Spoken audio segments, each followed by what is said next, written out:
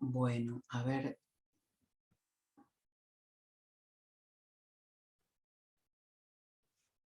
Si lo puedo...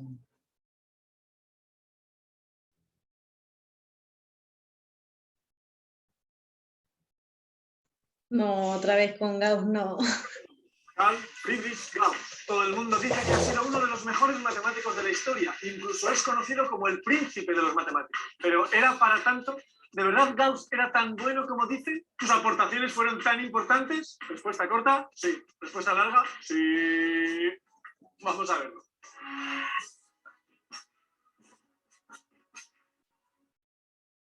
Gauss nació en un año primo, 1777, en Brunswick, la actual Alemania. Desde muy pequeñito se le veían al chaval dotes para las matemáticas, lo cual es probable que le acarreara alguna que otra colleja, porque era un poco chulito y aquellos eran tiempos más violentos. Se cuenta que cuando él tenía 3 añitos, su padre estaba haciendo una contabilidad y el pequeño Gaussito le corrigió las cuentas. Con 3 años, le seguís ahora con lo de las collejas, ¿verdad? Se cuentan muchas anécdotas sobre la precocidad de Gauss, aunque el origen de muchas de ellas, por ejemplo esta de los 3 añitos, está en el propio Gauss, que de anciano le gustaba contar batallitas de lo listo que era de pequeño. Pero es que era muy listo, esa es la verdad.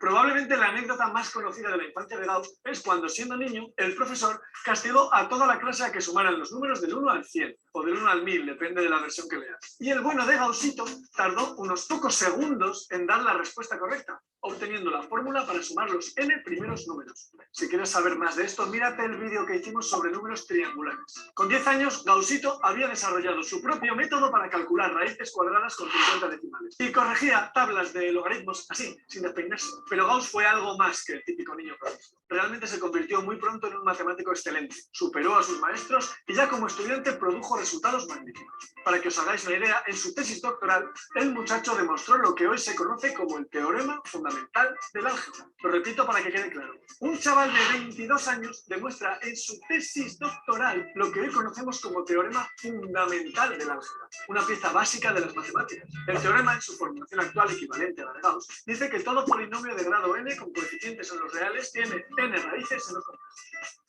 Uno de los resultados de juventud del que Gauss estaba más orgulloso era su demostración de que el polígono regular de 17 lados se puede construir con regla y compás, tanto que pidió que se lo pusieran en su tumba. Por cierto, yo he visto la tumba en Göttingen y no está el polígono ese, pero es que con tantos lados y así en piedra, más bien parecía un círculo que al final no se lo pusieron.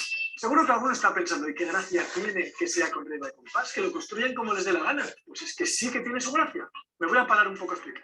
El hecho de encontrar soluciones a las ubicaciones de los vértices de un polígono regular de n lados está muy relacionado con las soluciones de la ecuación x elevado a n-1 igual a 0. Estos, que se llaman polinomios ciclotómicos, que no sirve para nada que lo diga, pero es que el nombre mola mucho, tienen que ver también con lo que en análisis complejo se llaman raíces de la unidad. Bueno, existen métodos en análisis para encontrarlas, pero lo chulo es cuando se pueden dar de forma compacta esas soluciones utilizando solo las operaciones básicas, sumas, restas, multiplicaciones, divisiones, raíces cuadradas. Eso se le llama resolver por radicales. Y obtener la forma de resolver por radicales cualquier polinomio cuando se puede fue la grandísima aportación de Galois a las matemáticas, uno de los hitos de las matemáticas de todos los tiempos. Bueno, pues antes de Galois, Gauss dio un método para resolver por radicales ciertos polinomios ciclotómicos, en concreto el de grado 17, descomponiendo ese polinomio en los factores irreducibles adecuados. Y las construcciones con regla y compás están estrechamente ligadas a las propiedades de los polinomios irreducibles asociados a los puntos que queremos construir. Son un punto de encuentro precioso entre la geometría antigua y el álgebra. Bueno, pues siendo un chaval que acaba su tesis, eran ya resultados magníficos. Gauss, ya desde su entrada triunfal en la gran matemática, se reveló como una mente muy poderosa, muy creativa y muy rigurosa. No publicó tanto como pudo haber hecho, porque era muy estricto con el rigor. No publicaba nada que no estuviera rigurosamente demostrado y fuera completo y muy relevante. Gauss era parco y austero, un matemático que se tomaba muy en serio las matemáticas. Tanto por sus temas como por su forma de abordarlos, a mí me gusta decir que Gauss fue el último de los matemáticos griegos y el primero de los modernos. La vida de Gauss influyó mucho en cómo hacía matemáticas y en qué matemáticas hizo. Tuvo una etapa juvenil muy creativa, en la que se dedicó a problemas en los que fue trazando un camino que le llevó a lugares en los que dejó una impronta permanente. Gauss fue casi el iniciador de la etapa de esplendor que vivieron la teoría de números y el análisis complejo después de él. Mucho de lo que sabemos de teoría de números y mucho de lo que sabemos de los números complejos se lo debemos a Gauss y esos caminos con que él inició.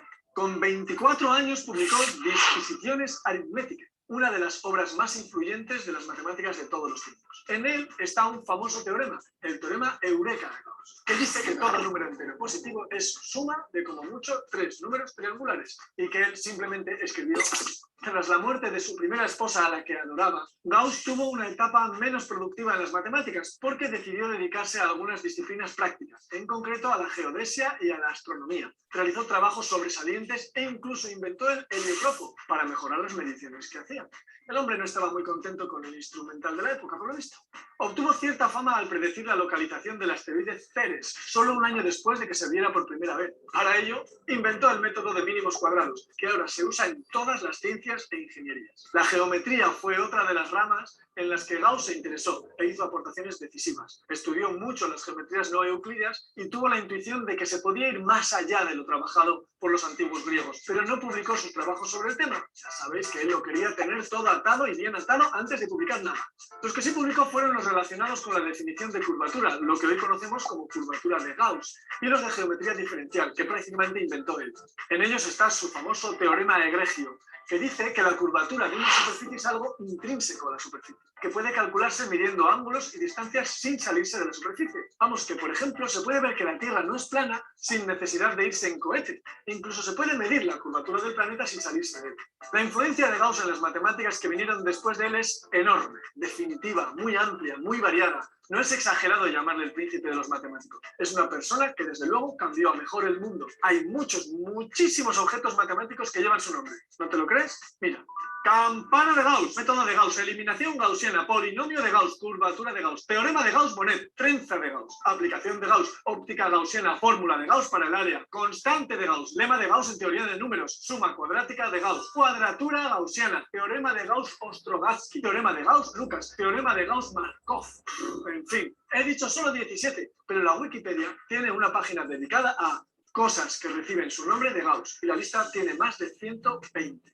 En áreas como, por ejemplo, álgebra lineal, geometría diferencial, teoría de números, cuerpos ciclotómicos, análisis numérico, análisis complejo, cálculo vectorial, investigación operativa, teoría de nudos, física, mecánica celeste, cartografía, mecánica cuántica, electromagnetismo y muchas otras.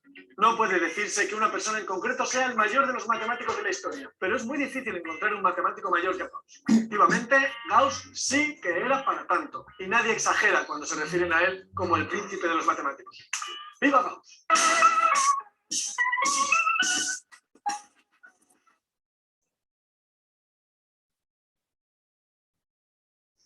Bueno, impresionante, me agotó En Gauss. conclusión, lo vamos a ver toda la carrera Gauss. Lo van a ver en física, en astronomía, en todos lados, ¿sí? Sí, yo lo estoy viendo con electromagnetismo y es como el dios del electromagnetismo más o menos. Bueno, no era terraplanista, claro, por suerte. Y claro, viste, tenían tiempo y bueno, y hacían esas cosas, no tenían para distraerse celulares ni nada. No estaban las redes sociales y todo eso que ahora no. Claro, que hoy saca mucho tiempo. No existía internet, no.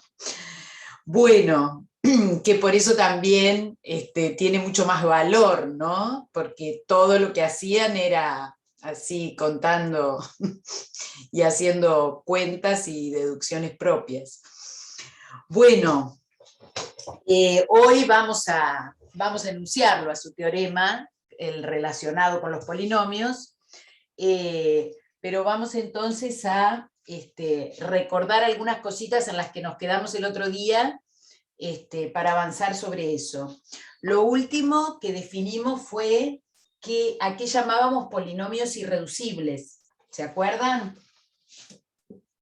Dijimos que íbamos a llamar polinomios irreducibles a polinomios de grado positivo, pero los cargué estos fibrones y no sé qué pasa. Polinomios de grado positivo, ¿sí? Es decir, no estamos considerando ni el polinomio nulo ni constantes. que tengan como únicos divisores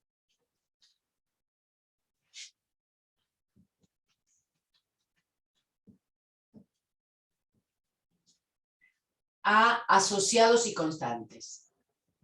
¿Sí?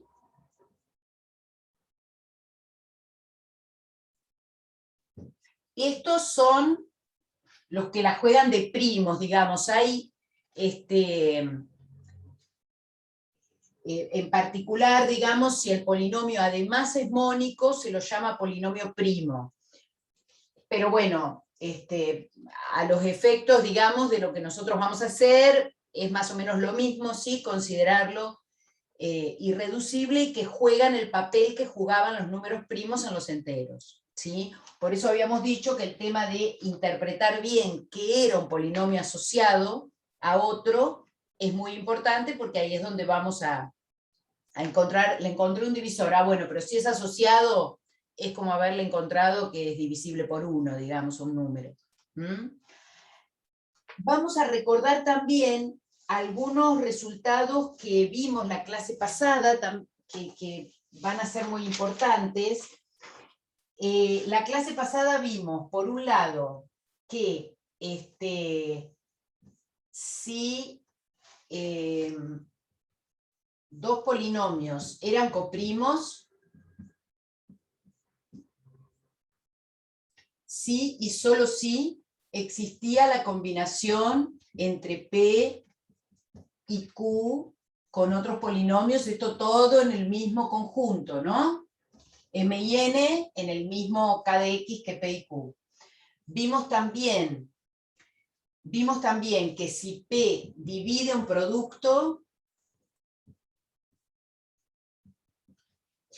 y además P es coprimo con Q, entonces divide a ¿quién dije? A R. ¿Sí? ¿Se acuerdan que eso estuvimos demostrando la clase pasada? También vimos que si P y Q son coprimos y P divide... P divide a R y Q divide a R, entonces P por Q divide a R. Esto nos va a ayudar, ¿sí? En este camino que decíamos, nosotros estamos yendo a tratar de escribir un polinomio como producto de otros polinomios. En particular nos va a interesar escribirlo como producto de polinomios irreducibles, ¿sí? Entonces, para esto, estos resultados que vimos el otro día son importantes. Y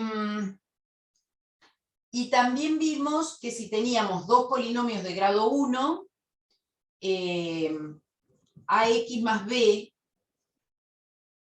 y cx más d eran coprimos, si solo si a sobre b era distinto de c sobre d.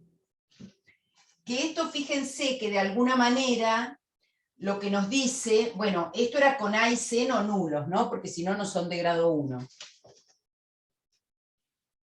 El C no lo vimos. ¿Este no lo vimos? No, no me suena.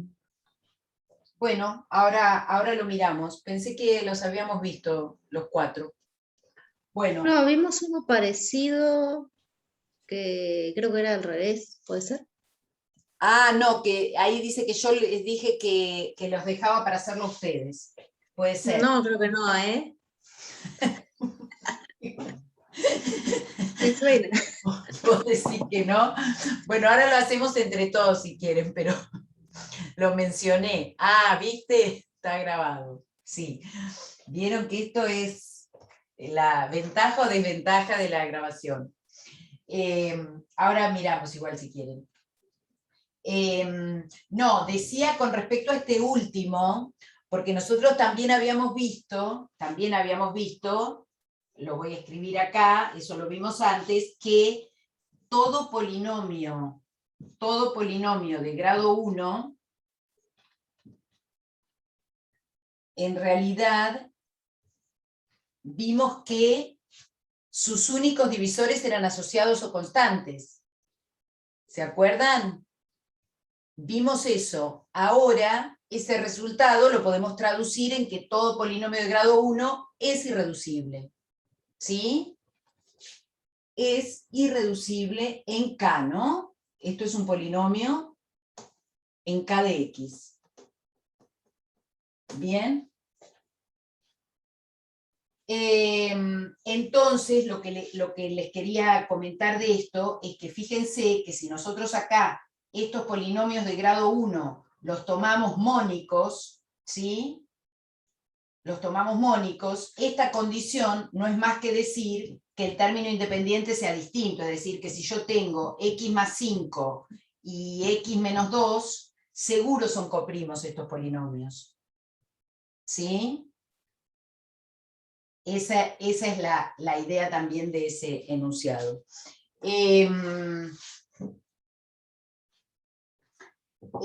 Con respecto a este enunciado C, ¿sí? Lo que decíamos es que dados dos polinomios coprimos que dividen a un mismo polinomio, ¿sí? Podíamos expresar, ¿no hicimos la cuenta que multiplicamos por R? A ver, vamos a hacerlo. Vamos a hacer la demostración del C.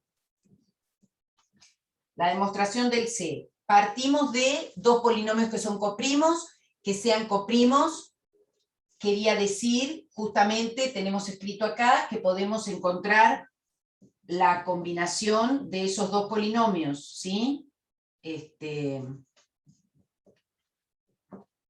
Con polinomios en el mismo cuerpo, en el mismo K de X. Bien, esto lo sabemos. Ahora, sabemos también que P divide a R y que Q divide a R, ¿sí? Entonces podemos expresar a P de X, perdón, a R de X lo expresamos como P por otro polinomio. Y a R de X también lo podemos expresar como Q por otro polinomio. ¿Sí?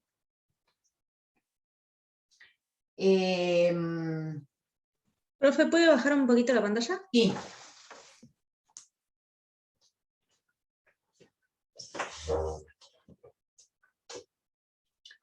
Entonces, ¿qué podemos hacer acá? En esta igualdad podemos multiplicar por R, no sé, a lo mejor hicimos otro que usamos la misma estrategia, pero... El último que hicimos, que tengo yo, es el B, que ahí multiplicamos por R. Ah, ahí también usamos esa estrategia. Ah, por eso yo estaba pensando. Bien, entonces multiplicamos por R de X y nos queda P por R por M más Q por R por N. ¿Bien? Y ahora lo que podemos hacer es reemplazar R acá. En este caso nos conviene reemplazarlo. Acá nos conviene reemplazarlo por Q por W. Y acá nos conviene reemplazarlo por P por H. ¿Se entiende? Entonces nos queda que R es P por Q por otra cosa, más Q por P por otra cosa.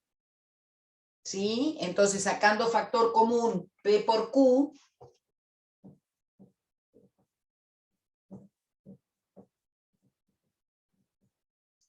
nos queda W de X por M de X más H de X por N de X. Y entonces P por Q divide a R porque acá de nuevo suma y producto de polinomios en el mismo conjunto vuelve a quedar en ese mismo conjunto. ¿Bien? Por lo tanto, P por Q divide a R, que es lo que queríamos probar. ¿sí? Y yo quería agregar un resultado más que es... no, ese ya lo vimos. Bueno, entonces ahora vamos a mirar qué pasa con estos polinomios irreducibles. ¿Puedo decir tal polinomio es irreducible o tengo que decir dónde? ¿Sí? Porque digamos, si yo tengo un polinomio a coeficientes complejos, del contexto uno está hablando de que el polinomio será irreducible en C de X, digamos. Pero si tengo un polinomio a coeficientes reales, depende dónde esté hablando, si es reducible o irreducible. Fíjense, por ejemplo, ¿esto lo puedo borrar? Sí.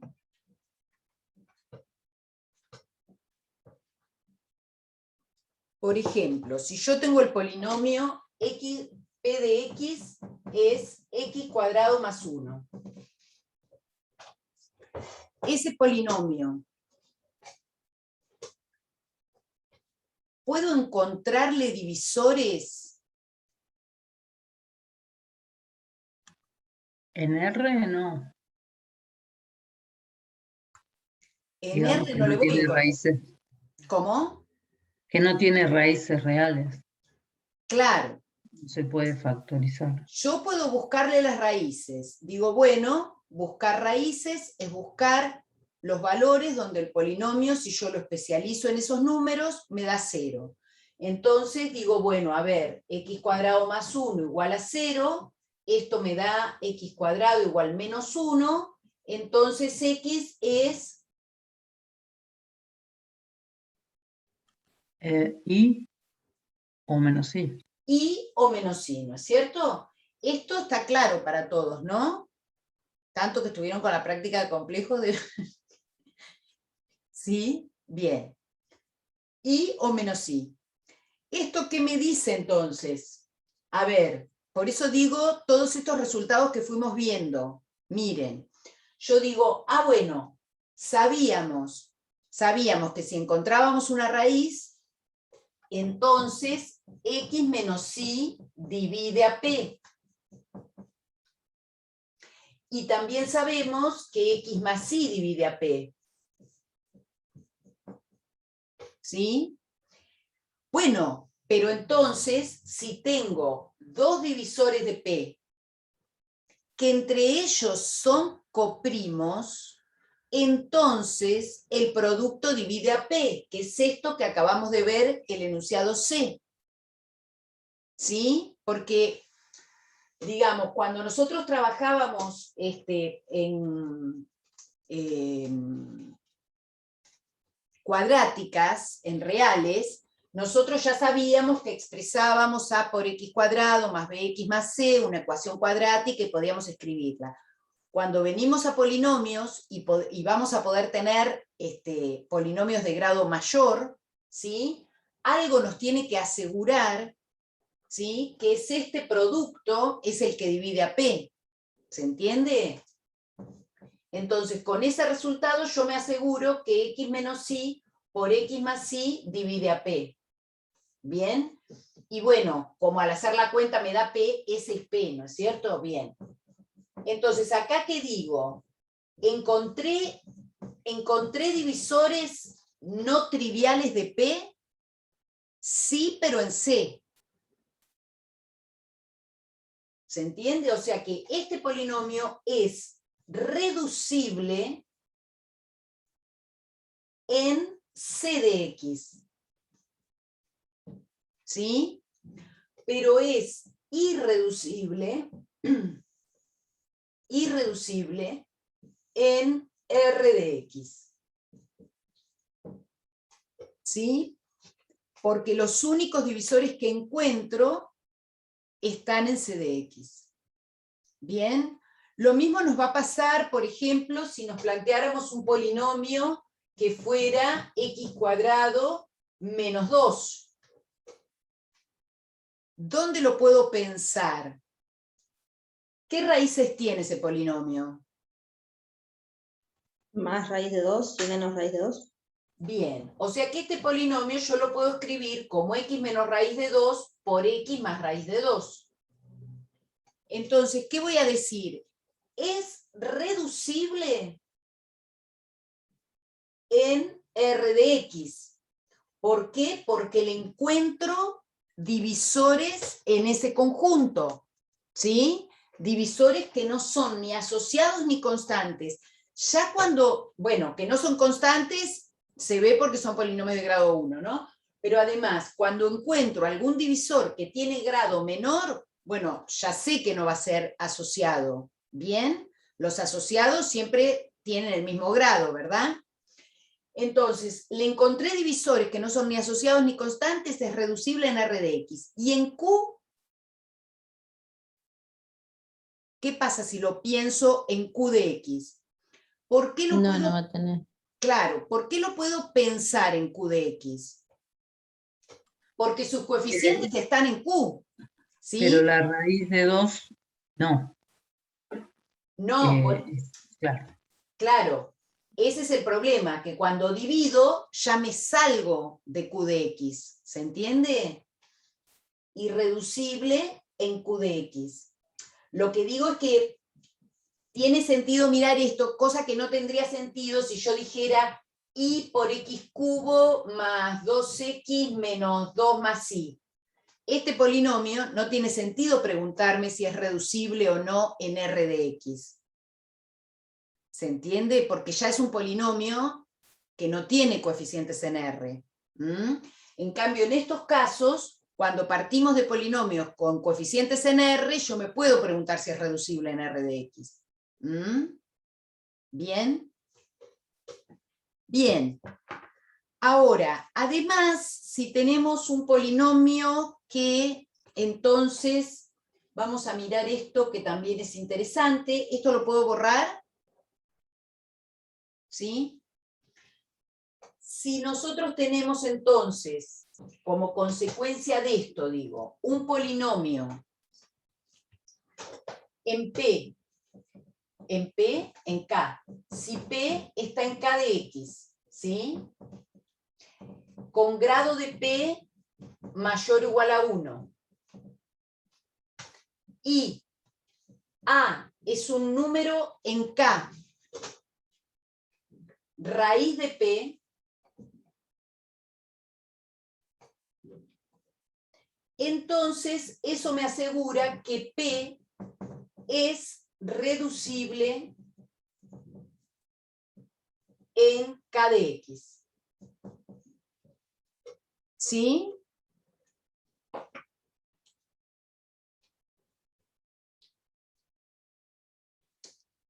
¿Por qué? Porque decimos, bueno, tengo P de X, y si A es raíz de P, entonces X menos A divide a P. ¿Sí? Eso lo habíamos visto como resultado, o sea que seguro que P de X se puede escribir como X menos A por otro polinomio. Y acuérdense que cuando hablábamos de que un polinomio divida a otro, hablamos de eso en el mismo K de X, ¿no? O sea que tanto Q como X menos A están en K de X, en el mismo que P. Entonces, si P puede expresarse como X menos A por Q, ¿sí? Entonces, ya encontré al menos X menos A, es un divisor no trivial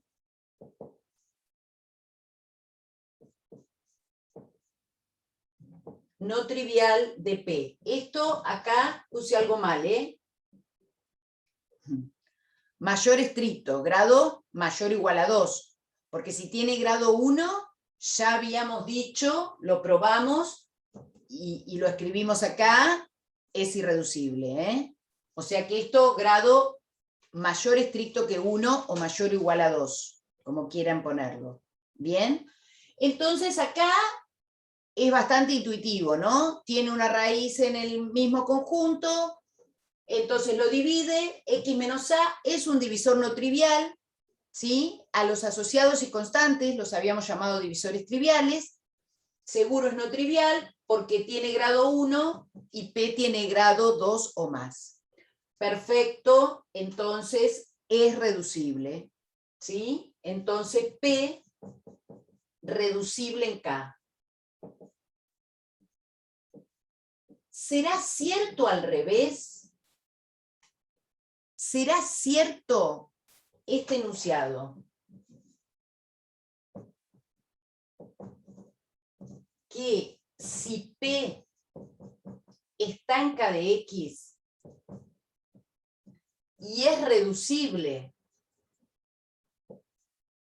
en K de X, entonces tiene una raíz en K.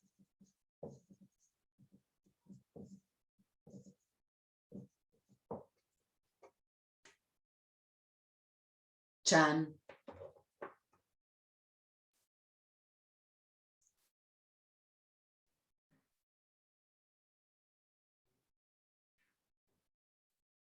Si es reducible, sí.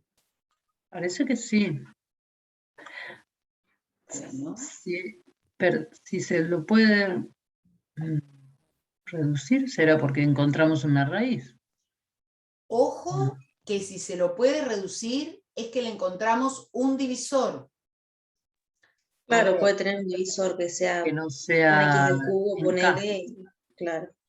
Ah, No, que no sea en K no, porque entonces no me serviría. Pero miren, Puede tener divisores que no sean de grado 1, digamos. claro, esa va a ser la cuestión. Claro. Miren, si yo tengo x a la cuarta más 1, tengo este polinomio.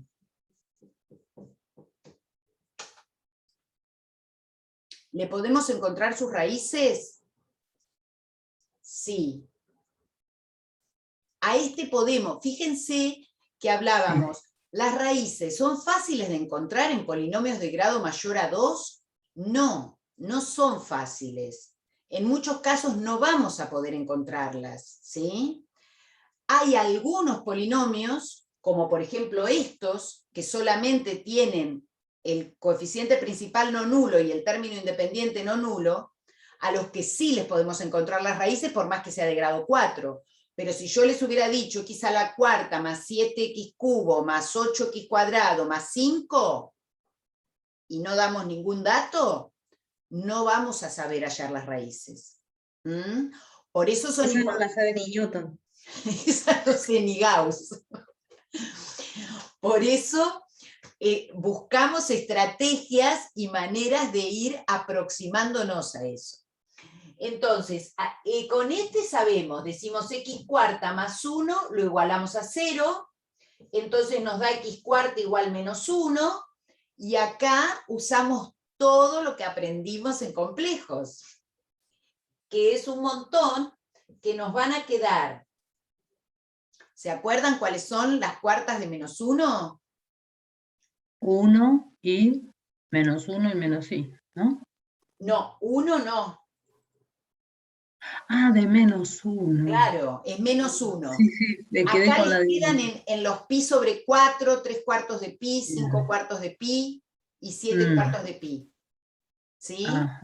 O sea que estas les van a quedar raíz de 2 sobre 2 más i raíz de 2 sobre 2, quedan feas, pero bueno. Quedan estas. ¿Quieren que las calculemos? ¿O ya lo practicaron? Bueno, como práctica nos viene bien. Me hacen trabajar. Bueno, ahí vamos. A ver, vamos Ya a... mañana es viernes, profe. ¿Eh? Ya mañana es viernes. No, ¿y qué? Pero por eso, ¿qué quieren? ¿Que las haga o que no las haga? Sí, sí, sí. Ah, Todo nos viene bien. Toda la bien, información vamos a hacerla. extra viene bien. Voy a borrar esta parte de arriba. A ver, ¿cómo se calculaba eso?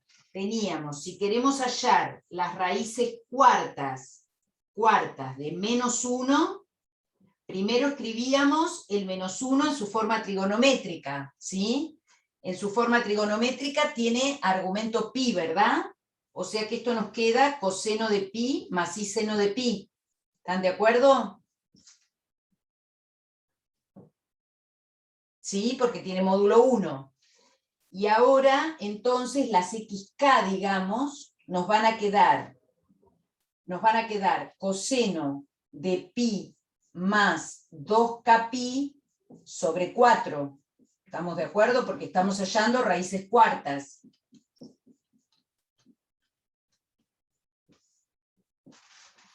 Bien, o sea que la x0, reemplazando por 0, nos da coseno de pi sobre 4 más i seno de pi sobre 4. Por eso yo puse raíz de 2 sobre 2 más i raíz de 2 sobre 2. ¿Se entiende lo que hice? O sea, acá, porque nos queda en forma trigonométrica, pero yo ahí la quiero escribir en forma binómica.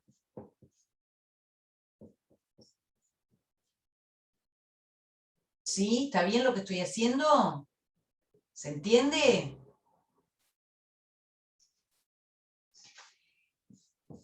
X1, ¿quién va a ser? Ahora reemplazo K por 1. O sea que me queda coseno de 3/4 de pi más i seno de 3/4 de pi. ¿Sí? Esto, fíjense que las raíces nos van quedando acá, acá, acá y acá. Entonces acá tengo raíz de 2 sobre 2 y raíz de 2 sobre 2. Acá el coseno es negativo y el seno es positivo. Acá los dos negativos, ¿sí? Entonces, ¿y x2 quién va a ser? Bueno, reemplazo k por 2 y me queda coseno de 5/4 de pi más i seno de 5/4 de pi. Y x3 es coseno de 7/4 de pi porque reemplazo 2 por 3, 6 y una 7. ¿Sí? ¿Bien? ¿Están de acuerdo ahora que son esos los valores? Sí, sí. Esto, acuérdense que como estamos calculando raíces cuartas, k varía de 0 a 3, ¿no? Bien. Ahora, ¿esto qué me dice entonces? Que yo puedo escribir en principio a x cuarta más 1 como x menos esto por x menos esto por x menos esto por x menos esto. ¿Por qué lo puedo hacer? Primero, como son raíces, x menos esa raíz es divisor. Como todos son polinomios de grado 1, son irreducibles y por lo tanto si cada uno divide al polinomio, el producto divide al polinomio. ¿Bien? ¿Se entiende esto, no? Por eso la importancia de todos estos resultados. Eso lo que me dice entonces es que P de X puede expresarse, no voy a escribir todo, lo voy a escribir como X menos X0 por X menos X1 por X menos X2 por X menos X3. ¿Sí? Lo escribo así para no escribir todos los complejos y además porque van a ver que me lo van a agradecer. Ahora, ¿algo para notar entre esos valores X0, X1, X2 y X3? ¿Tienen alguna relación esos números entre sí?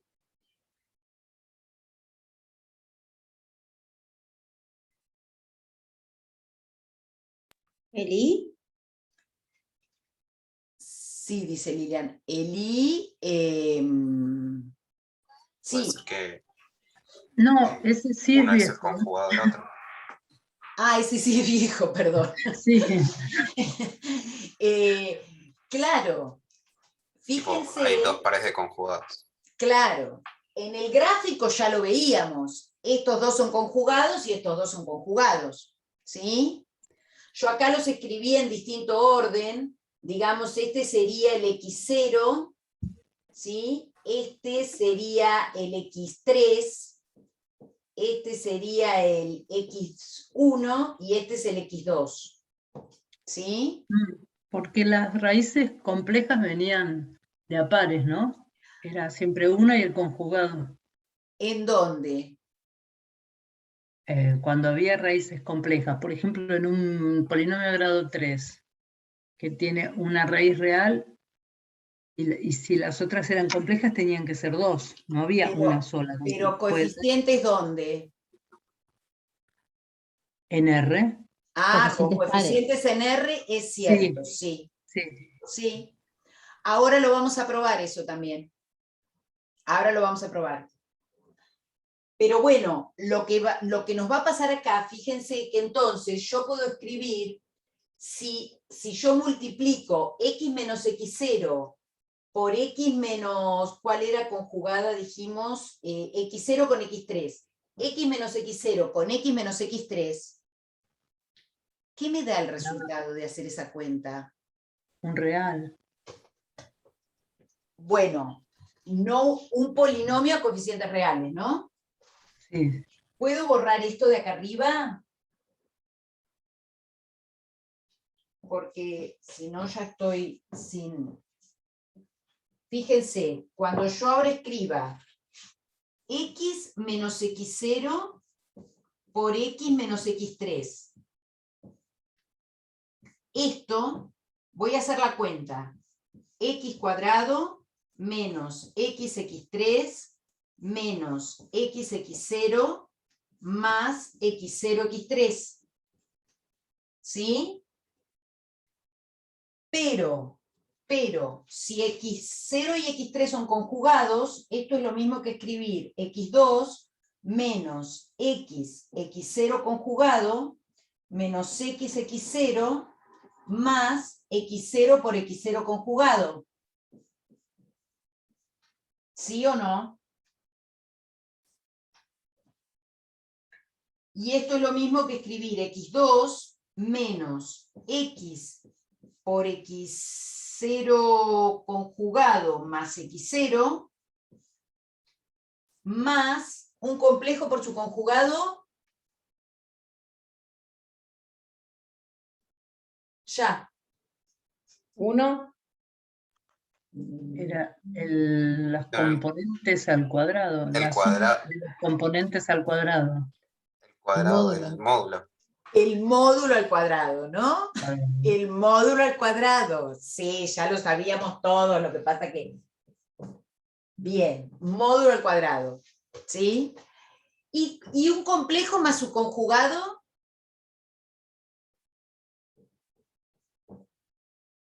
La parte real. Dos veces la parte real. Dos veces la parte Dos veces la parte. Dos veces la parte real, ¿se acuerdan? Porque al sumar un complejo con su conjugado, las partes imaginarias se anulan, porque el conjugado era cambiarle el signo a la parte imaginaria. Sí, eso lo sabíamos. Entonces, dos veces la parte real. Y acá tengo módulo del complejo al cuadrado. Entonces digo, aunque yo no haga estas cuentas para estos complejos en particular, si yo multiplico x menos un complejo por x menos su conjugado, fíjense que me queda un polinomio de grado 2 con todos sus coeficientes reales, porque este módulo es un número real, y este número es un número real, y acá tengo un 1. ¿Sí?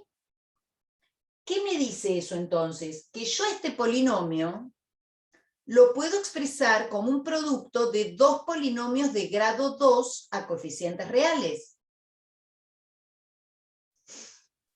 ¿O no?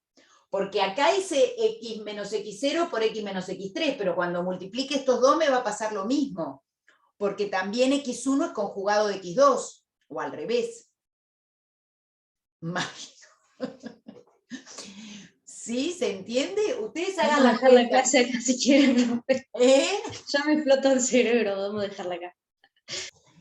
Pero escúchame, si ahora uno reemplaza con los números, yo no lo voy a reemplazar. No me hagan hacer eso, por favor. Tengo que borrar todo. Reemplazando con estos números, este polinomio termina siendo x cuadrado menos 2 veces la parte real de x0 es raíz de 2.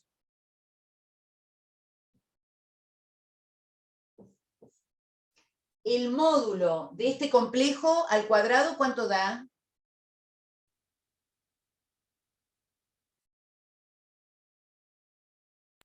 ¿Un medio? ¿Mm? ¿Cuánto? Dije cualquier cosa. Te das cuenta. Escúchenme, ¿se acuerdan de dónde, cómo lo calculamos, no? Cada uno de esos no estaba escrito como Uno era, por coseno. Uno. Claro, sí, uno. Claro. 1, ¿sí? En forma trigonométrica lo teníamos a la vista el módulo, porque es ese número que aparece adelante, ¿no?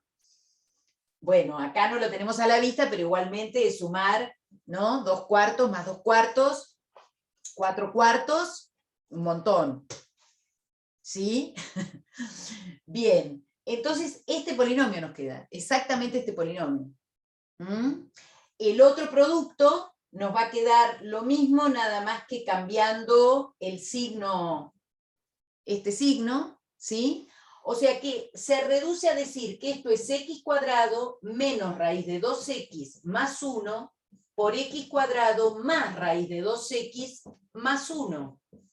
Ese es P. Vuelvo a preguntar.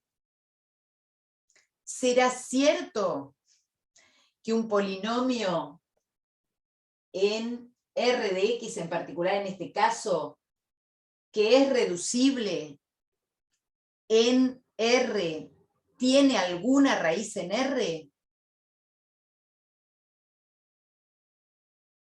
Yo ya no sé.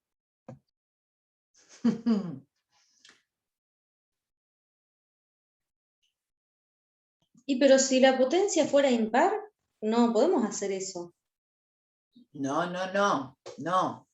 Por supuesto que no estamos haciendo una demostración de que sí pasa. Bien, ok. Pero puede pasar. Puede pasar que un polinomio reducible en R tenga una raíz en R, por supuesto que puede pasar. De hecho, qué sé yo, pero acá x no cuadrado pasó. menos 2x más 1 es el polinomio x menos 1 al cuadrado, o x menos 1 por x menos 1 si quieren. Es un polinomio reducible en R y tiene raíz en R. Claro, pero Supuesto este que no, porque lo pudimos expresar como 2 polinomios en R y sin embargo las raíces eran complejas. lo que estamos mostrando acá es que esta implicación no es cierta.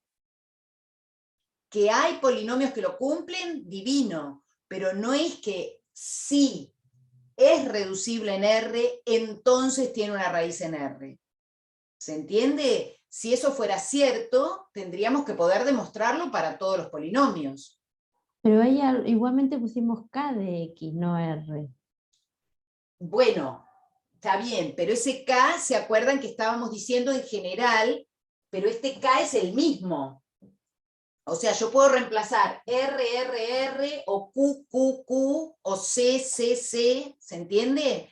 Lo que estoy diciendo es, si me mantengo en el mismo cuerpo de coeficientes, si siempre va a ser cierto que un polinomio reducible con coeficientes en un cuerpo determinado necesariamente tiene una raíz en ese cuerpo determinado. Y lo que estamos encontrando es que no, encontramos un polinomio a coeficientes reales que es reducible en R porque acabamos de encontrarle divisores no triviales. Estos divisores no son ni asociados ni constantes. ¿Sí? Son de grado 2.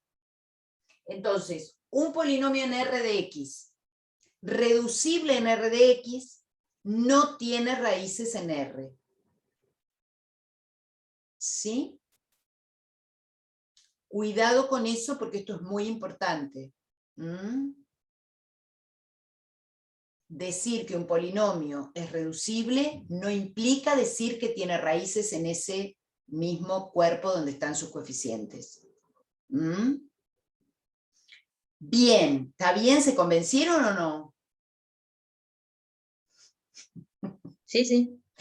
Bien, bien, bueno, entonces, vamos a mirar ahora, bueno, esto se los voy a dejar para que lo prueben ustedes con estos resultados. Voy a agregar acá un resultado más, pero que se los dejo de deber, que es también análogo. Vamos a escribir F, ahora se los voy a subir, porque eso se tienen que hacer una listita y con eso trabajan. Saber que todo eso existe.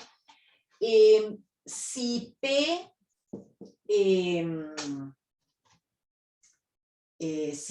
es irreducible y P divide a Q por H, entonces P divide a Q o P divide a H. ¿Le suena esto? Sí, en enteros cuando exprimo, sí o sí tiene que dividir a uno o al otro. Exacto, ¿sí? Lo probamos con la propiedad de que si dividía el producto y eran coprimos, entonces Tiene que dividir tiene que ver al otro. al otro, exacto. Y eso también es el resultado que tenemos acá, que ahora no lo estás viendo. ¿Sí? El resultado que tenemos acá, que también lo vamos a usar para demostrar eso. ¿Sí? Es el mismo resultado. Todos se copiaron todo de los enteros. Hay que saber trasladarlo, pero es todo lo mismo. ¿Sí? Bien. Entonces, esto que habíamos visto acá y que nos spoileó Lilian, primero subo esto. En serio, ¿eso lo tienen todo registrado? Todo junto para estudiar esto, ¿eh?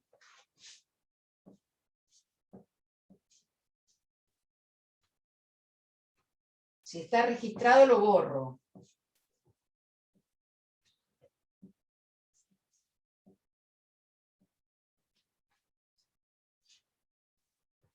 ¿Puedo borrar? Bueno.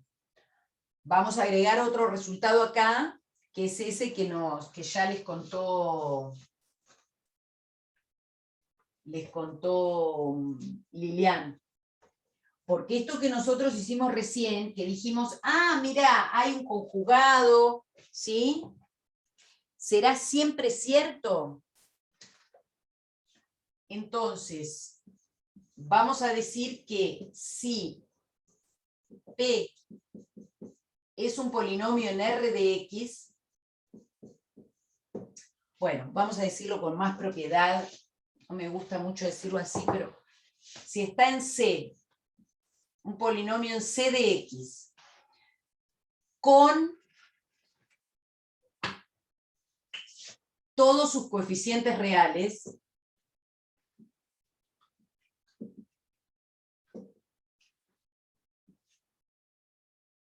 y alfa pertenece a C menos R, y es raíz de P, entonces alfa conjugado también. A ver si se entiende el enunciado. Esto de poner alfa está en C menos R es solo para indicar que es un complejo de parte imaginaria no nula. ¿Está bien? Porque si yo pongo en C, bueno, podría ser el 5, también lo considero un complejo, ¿no? Entonces, esto es nada más para indicar que es un complejo de parte imaginaria no nula. Y entonces tiene todos sus coeficientes reales. Vamos a demostrar que esto pasa siempre, que no fue casualidad lo que nos pasó recién. ¿Sí? Entonces, supongamos que tenemos un polinomio P, ¿sí? Que lo vamos a expresar con sumatoria o desarrollado. Sumatoria. ¿Sumatoria? ¿Están todos de acuerdo? Sí, sí, sí, se entiende. Sí, ya. sí, nos la bancamos. Damos la aprobación. ¿Eh? Vamos a su materia. Bueno, no voy a escribir I vamos a ponerle K, para no confundir con los complejos, con K de 0 a N, ¿sí? Ese es mi polinomio P. Más fácil. Sí, bueno, lo que pasa es que yo sé que hay gente que se impresiona con con el símbolo. ¿Quién será? No, digo en general. Bueno, ese es P, ¿sí? Y sabemos que P en alfa es 0, ¿verdad? Porque alfa es raíz del polinomio. Queremos analizar cuánto dará P de alfa conjugado. ¿Sí? Miren, acá todas propiedades de complejos vamos a usar, pero propiedades de la suma y del producto. Miren, vamos a calcular P de alfa conjugado y nuestra aspiración es que nos dé 0. ¿Sí? Si nos da 0, mostramos que alfa conjugado es raíz de P. Entonces, P en alfa conjugado, ¿qué va a ser? Va a ser escribir este polinomio, ¿sí? De 0 a n a sub k por alfa conjugado a la k. Primer propiedad que vamos a usar es que escribir alfa conjugado a la k es lo mismo que alfa a la k conjugado. ¿Sí?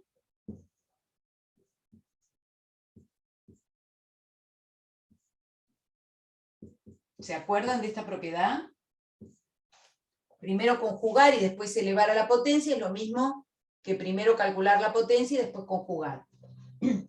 Ahora vamos a usar algo muy importante, ¿sí? Que si no pasara, entonces no podríamos demostrar nada, que es que los A sub k son números reales. Porque dice que todos sus coeficientes son reales. Entonces, en vez de A sub k, yo puedo escribir A sub k conjugado. Total, no le hago nada. ¿No?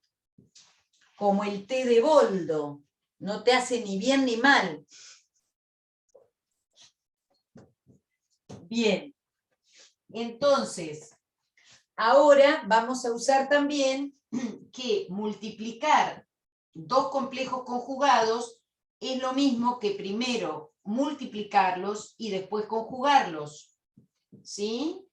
Es decir, estoy usando que Z1 conjugado por Z2 conjugado es lo mismo que hacer Z1 por Z2 conjugado. ¿Sí? Y ahora, ¿qué más voy a usar? Fíjense que esto es una suma de complejos conjugados, que eso es lo mismo que primero sumar y después aplicarle el conjugado al resultado. ¿Sí? O sea que esto es lo mismo que hacer la suma de A sub k por alfa a la k, con k de 0 a n, todo conjugado, ¿sí? Porque Z1 más Z2 conjugado es lo mismo, bueno, no sé qué dije, Z1 conjugado más Z2 conjugado es lo mismo que Z1 más Z2 conjugado. ¿Sí? ¿Vamos hasta ahí?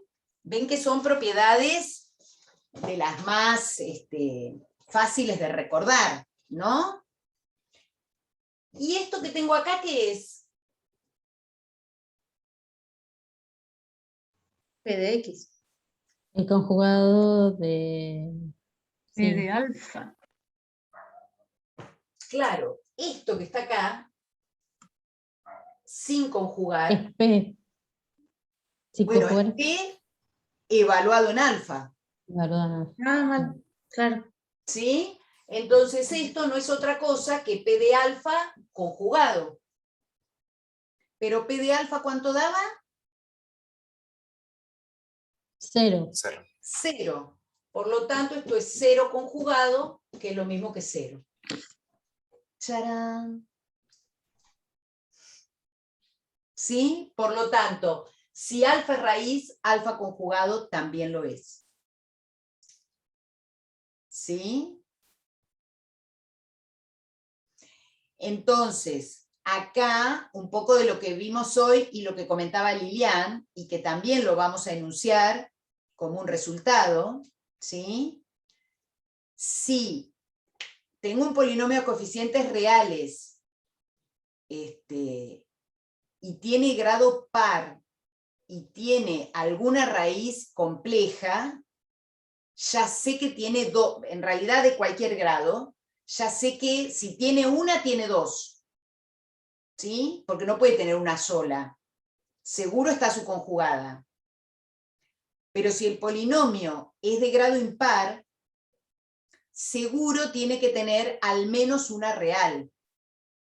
¿Sí? Porque como las complejas, si hay una está la otra, y si hay una está la otra, si hay una está la otra, siempre las raíces complejas en polinomios a coeficientes reales aparecen en un número par, ¿sí? Entonces, un polinomio a coeficientes reales de grado impar tiene que tener alguna raíz real.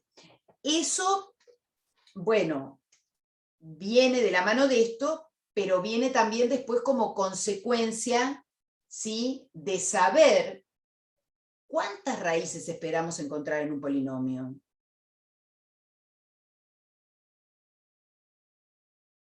¿Tiene la misma cantidad de raíces que las que dice el grado? ¿Tiene más? ¿Tiene menos? ¿Puede tener más? ¿Puede tener menos? Eso lo veremos en el próximo capítulo. No, hacemos un intervalo, ¿quieren? Sí, por favor. Porfa. Y mucho mate. Porfa.